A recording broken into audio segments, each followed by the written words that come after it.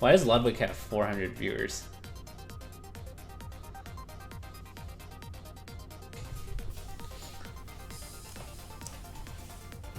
It's playing Mario 64. Mario. Can you please talk about getting a first job? Alright. This is the stream where we talk about getting a job, or your first job. Presumably, I'm gonna assume that you're going the more traditional route of going to school, and you are leaving school, and you're like, oh crap, I have to get a job. I'm gonna first off say everyone's gonna have a slightly different path depending on major, you know, where you're located, and all that pizzazz. So first off, I would say that if you're waiting till senior year, you're not necessarily doomed, but you should be very proactive prior to your final year of school to get internships, because it is way easier to get a job if you have an internship. But that's kind of not fair, right? Because it's like, how do I get a job that requires experience? So how do you get in on your first one?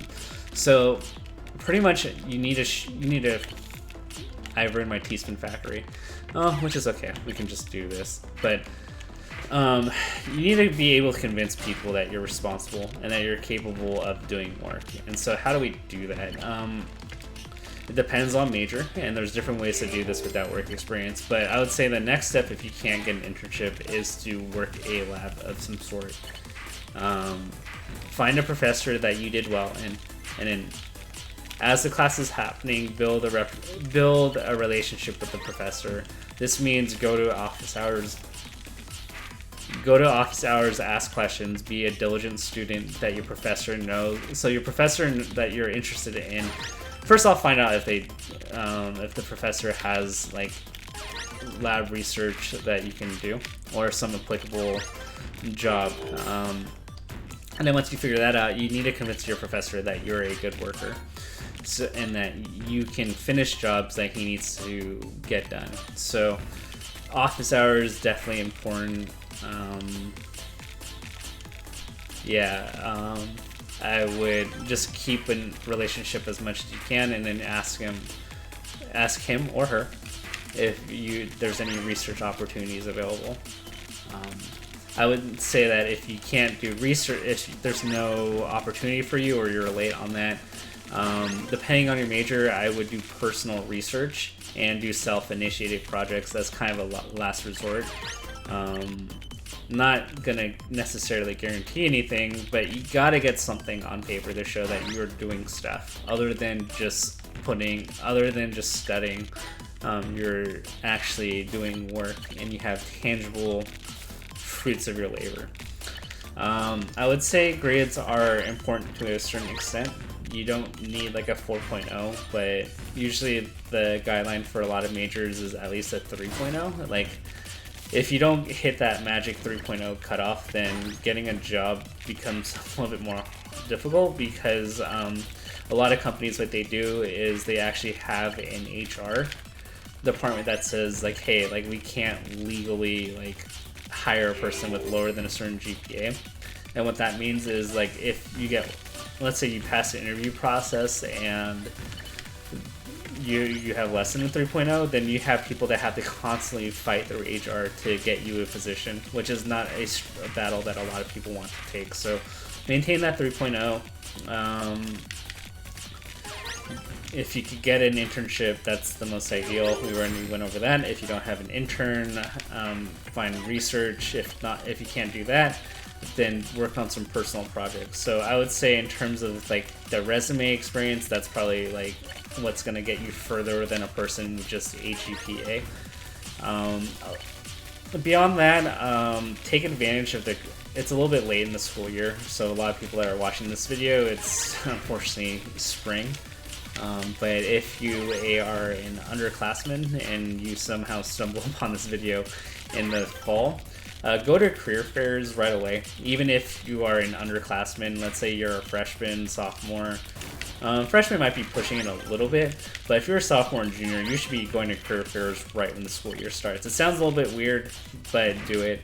That's when most people pick up their prized people. And the reason why I say this is from a recruiting standpoint, top tier companies are going to recruit very early in the year to grab the really good students and candidates early. So that's why it happens so early in the school year. So that's like really important. Get a good resume going, and in terms of resume, you don't want to just describe what you did. You want to talk about tangible results of your work. So instead of just saying you did lab research, you want to do something that comments on your findings. So let's say your lab research led to a 10% more efficient process, then write about that. Like you discovered an